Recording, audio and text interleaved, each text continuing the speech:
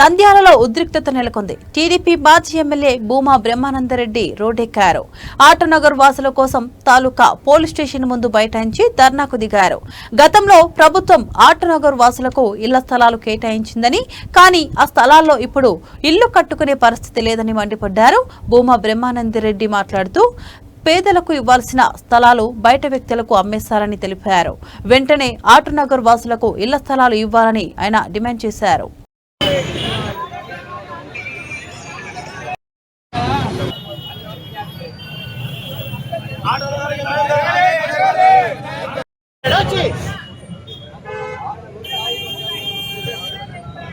పెట్టమండి పోయి చెప్పుకో, నీకు చెప్పి పంపించారు కదా, పో పెట్టుకోమని కేసులో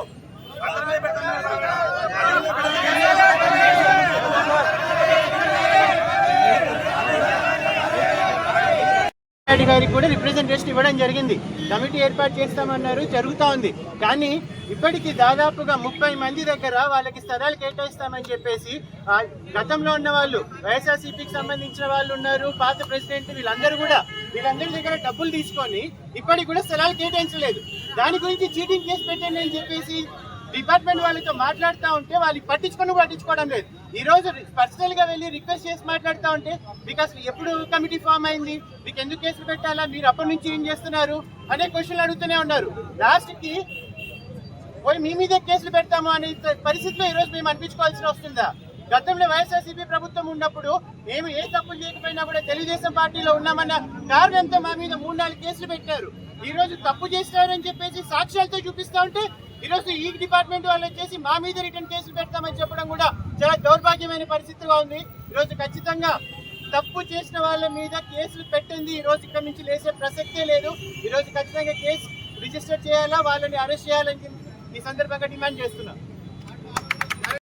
2017 నుంచి 14 నుంచి మా ఆటో నగర్ లో చాలా అక్రమాలు జరిగినాయి. ఆ విషయాన్ని మేము సిఐ గారికి గత సంవత్సరం నుంచి మేము ఫిర్యాదు చేస్తున్నాము.